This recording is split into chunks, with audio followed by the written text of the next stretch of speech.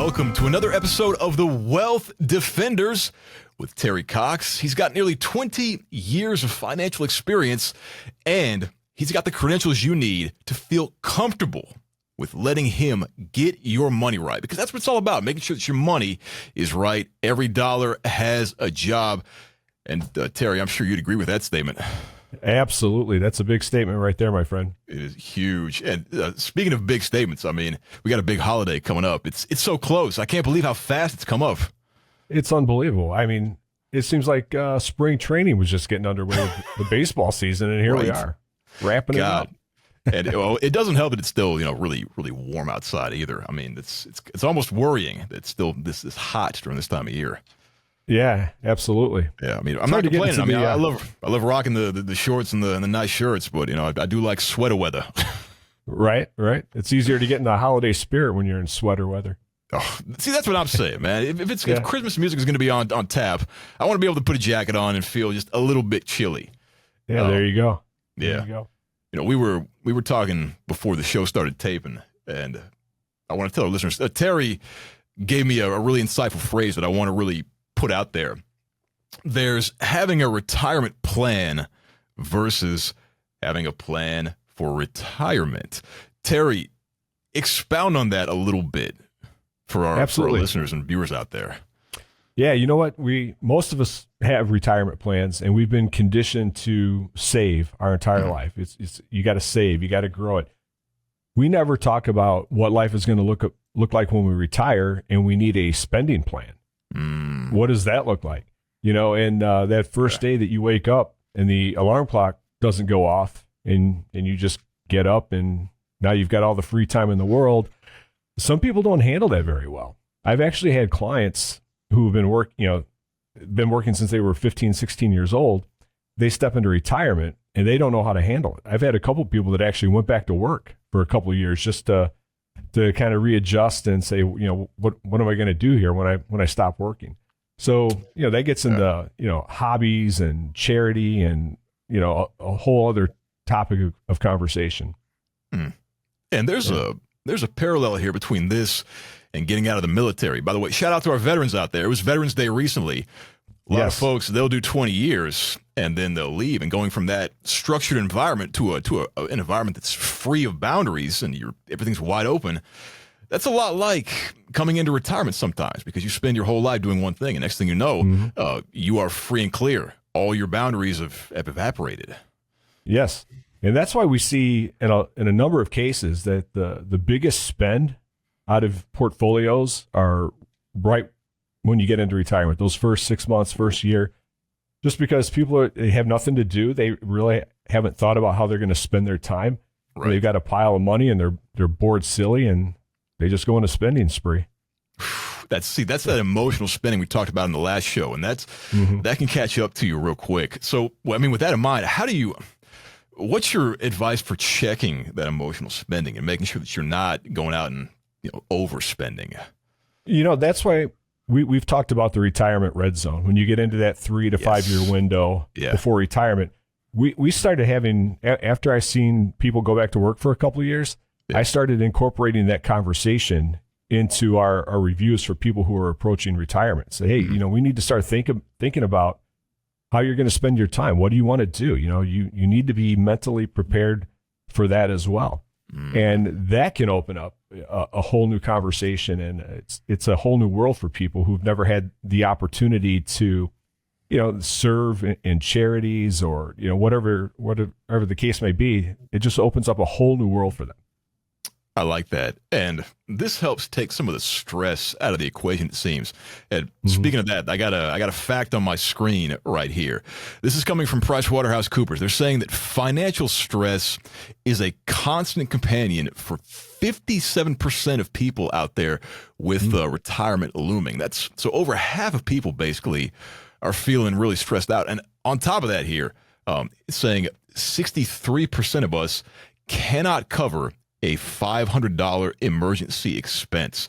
Now, from where you're sitting, how do these statements make you feel here? Yeah, that's very troubling. And I just hope if that scenario is affecting any of our viewers or listeners, let's have a conversation. If Sure. you're having some financial stress, you don't know where you're at, if you've got enough saved, that's why it is so important that we walk through the tool that I've mentioned several times on the show is That's right. the asset map. Yeah. I'll give you an example that we just had last week. We had a couple that they've been working since they were 16 years old. They decided that they wanted to have a conversation if they could actually retire at 62. Okay. So they came in, they brought in all of their work statements, their 401k statements, in addition to the holdings that they have with us. We ran some scenarios, and they've actually bumped their timeline up. They're going to retire when they're 59 and a half. And why that number is important is because that is when you can start taking money from your retirement plans penalty free.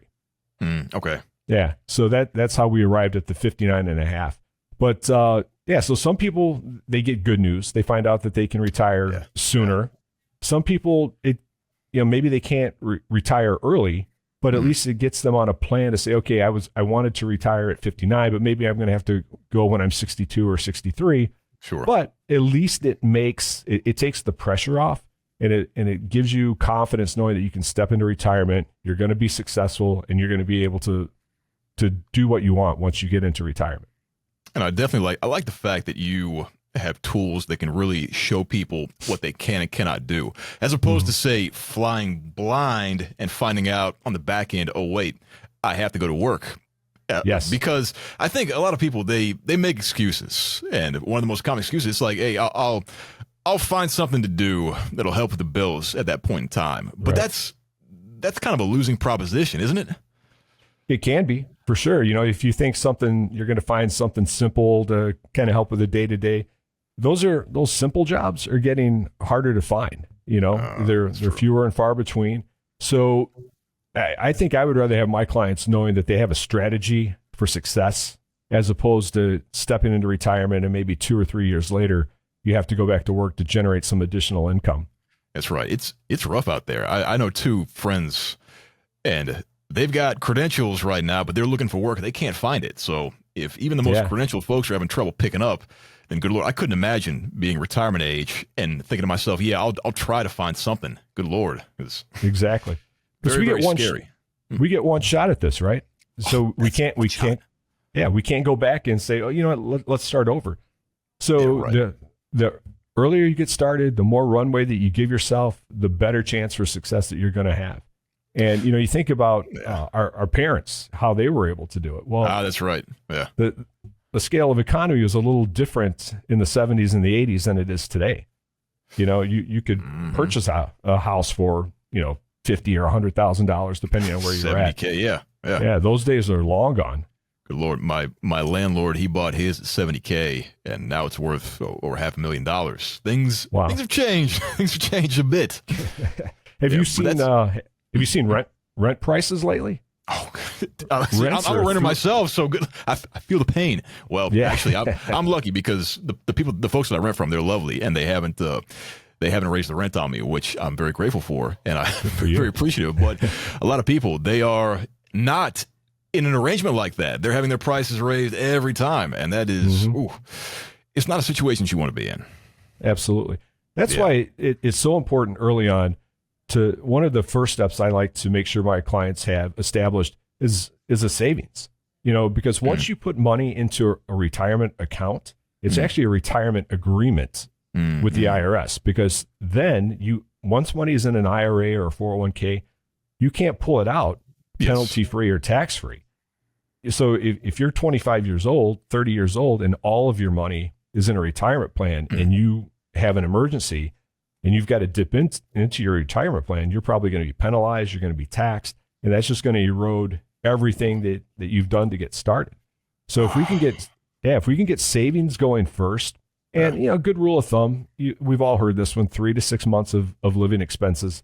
If you can have that, just sitting in an account somewhere, and then you can start building your retirement account and looking for that growth and those dividends and those fixed income annuities and all that kind of stuff that we like to have plugged into our retirement plans. This is good because I feel like a lot of people, they give an excuse. Hey, I'll just I'll just cut back on my expenses in old age. But again, it doesn't really work that way because you've still got issues. And I know that you see clients that have unforeseen issues. Yeah. And, you spend a lifetime doing what you have to do. When you get into retirement, you should be doing what you want to do. And, you shouldn't be skipping dentist appointments or doctor's appointments, just to cutting back on the cable bill, just to save a few bucks. That's not going to be an enjoyable retirement, right? Not at all. I mean, you want to keep the teeth white in retirement. Your health is the biggest stress you have, right? I mean, you don't have that. Things are not that great for you. So you want to be able to maintain that well into your retirement zone. So because we're living longer. Our parents they didn't live as long as their lifespan, their life expectancy isn't nearly what it is today. That's why when you're looking at Social Security ages and when the payouts start and how much they are, that's because when they set that up, people weren't living as long. They step into retirement, and people are active in retirement now, and so that activity keeps the body moving and keeps you living longer, as opposed to retiring and sitting on the couch for the next 2 years, and that's not a good scenario either. That's right. I've heard the old adage, motion is lotion, and there you go. I like it. I believe that myself. I'm a runner, so I love to get it in every morning. That's pretty much what I do in the mornings. Yeah, that's awesome. I know you're into fitness too, Terry. Oh, absolutely. 4:05 every day the alarm goes off.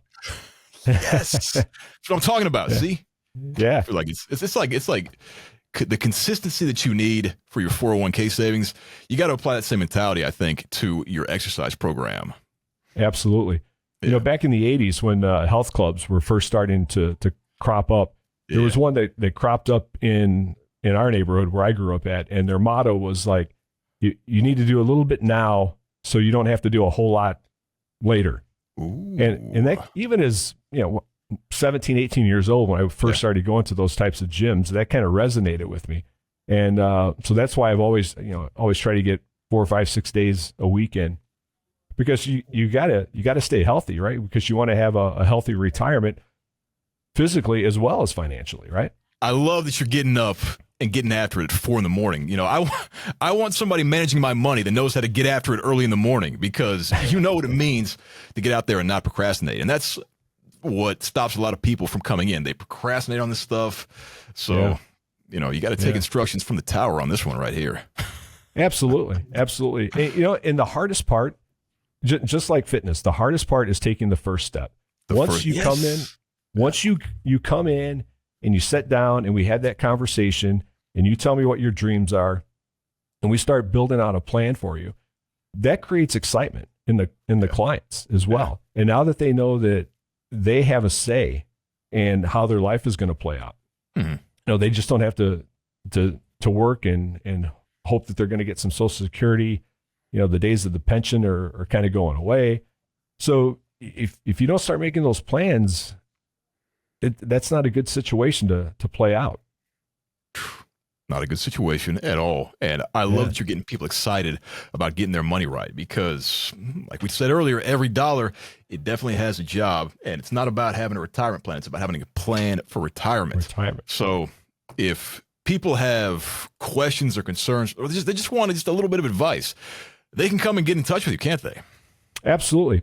For our viewers and listeners, we always leave a few slots open during the week for people who want to come in and take advantage of a free consultation.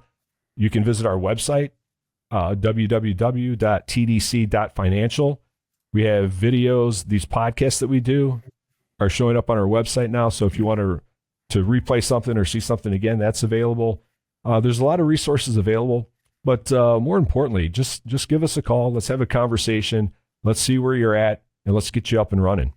That's right. We're going to put that number on the screen, all the details on the screen as well right now. Make sure you like, comment, and subscribe too, because now is the time to take control. Take control of your money, take control of your life, take control of your financial future by getting in touch with Terry. He's the Wealth Defender. He's got your back. He's going to simplify the process and give you a clear strategy to follow. So you're going to get that detailed financial review that covers everything from income planning to the tax liabilities and all that stuff. He's got your back. And best of all, that first meeting, no cost, no obligation. So get in touch with Terry, and make sure you always tune in to the Wealth Defenders every week. Terry, anything you want to tell the people out there before we wrap up? Well, it's always good catching up with you, Bruce. Always good getting this information out. I hope it's resonating with our listeners and our viewers. And if you've heard something that you like, give us a call. Let's talk.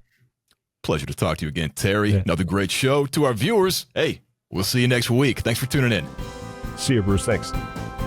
Information presented on this program is believed to be factual and up to date, but we do not guarantee its accuracy, and it should not be regarded as complete analysis of subjects discussed. Discussions and answers to questions do not involve the rendering of personalized investment advice, but are limited to the dissemination of general information. A professional advisor should be consulted before implementing any of the options presented. Encompass More Asset Management is registered as an investment advisor with the SEC and only transacts business in states where it is properly registered or is excluded or exempted from registration requirements. Registration with the SEC does not imply a certain level of skill or training.